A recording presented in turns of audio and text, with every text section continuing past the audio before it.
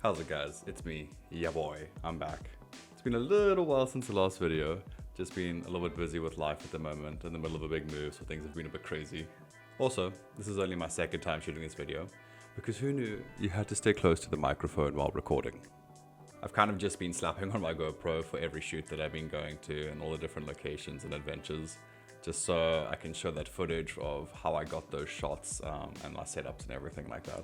The footage I'm going to be talking about in this video is coming out of France. This is specifically coming from Paillon, which is an old town in the south of France, nestled away in the mountains in between the forests, really gorgeous area. Everything you've seen and you're about to see was shot on my GoPro Hero 13. Really awesome little action camera, very robust. This was actually the first adventure that I shot on this little camera, so the footage isn't exactly the greatest. I was still learning quite a few things, didn't know how to go through the menus properly yet or what setting to shoot in. So unfortunately I did shoot in 8-bit color and I did have the bitrate set to medium, so it's not the highest quality footage even though it was shot in 5.3K. You basically always want to be shooting in 10-bit color, and I didn't know this yet.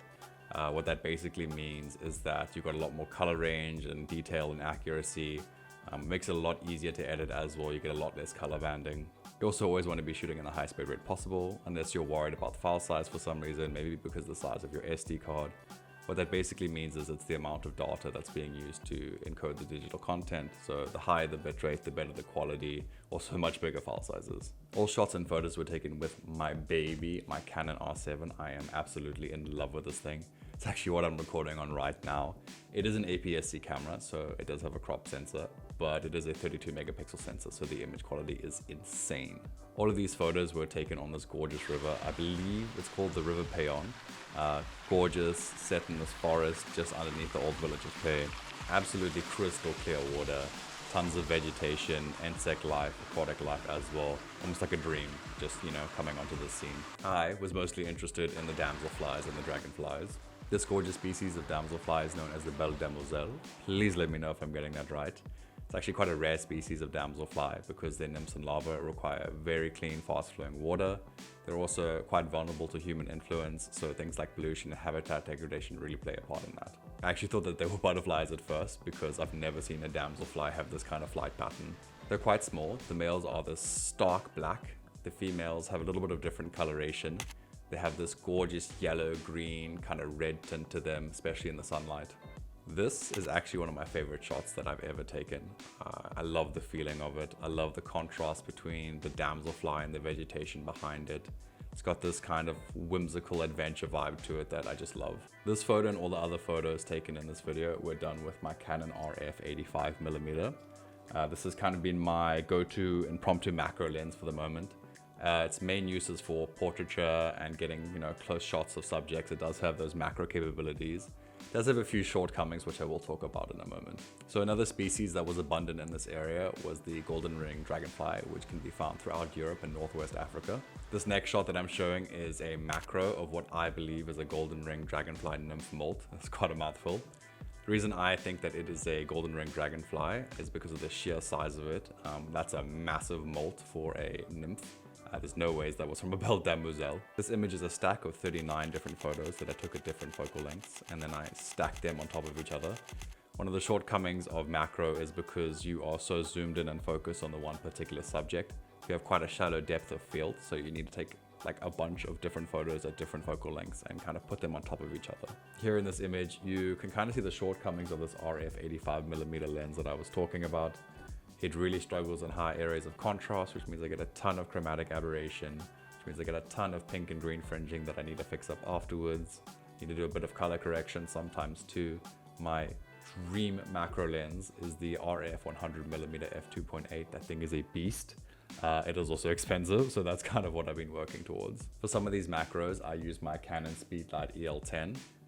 Quite a compact little flash that just sits on top of your camera like this. This next bit of footage that I'm showing is some of my favorite footage that I've ever taken, even if it wasn't done with the best settings at the time.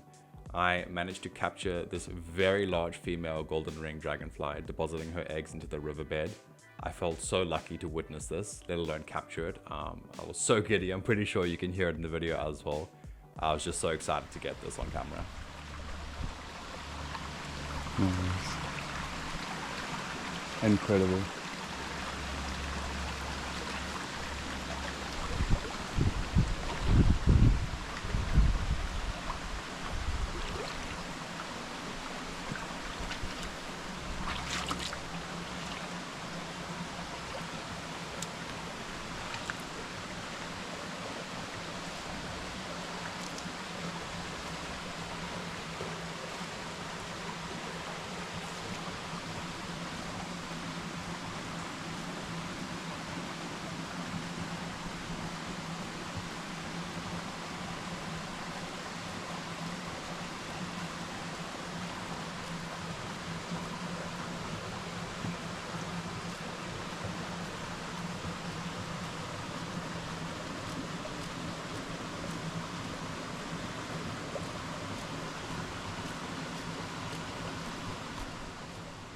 This is a gigantic species of dragonfly. It is the biggest that I've ever seen in person. You can actually hear its wings beating in the video.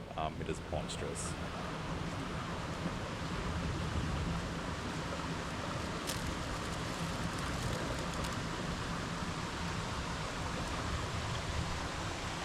Such a gorgeous species of dragonfly as well. They are this beautiful black with golden rings from head to thorax. They have these huge green eyes that are almost glowing. The river extends down quite a bit and just got more beautiful the further down you went. I went down quite far before realizing I had to turn back. I really wanted to get some underwater footage, but unfortunately my underwater case hadn't arrived yet. The water was crystal clear, tons of aquatic life. The Hero 13 is apparently rated for up to 10 meters underwater. I was not about to test that though. Here's some footage of me exploring the area and hopping from rock to rock like a goat.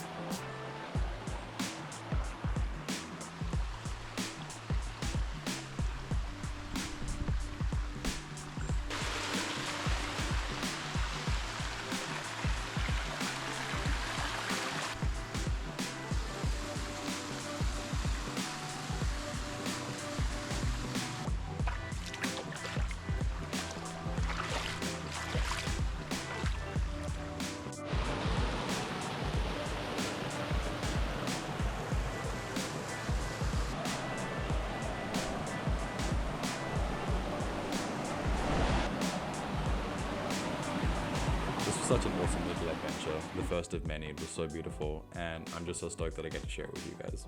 You can go and see all the photos from this video that I posted on my socials on my website. I'll have the link for those in my description down below. If you want to follow along for more videos and adventures like these, make sure to subscribe.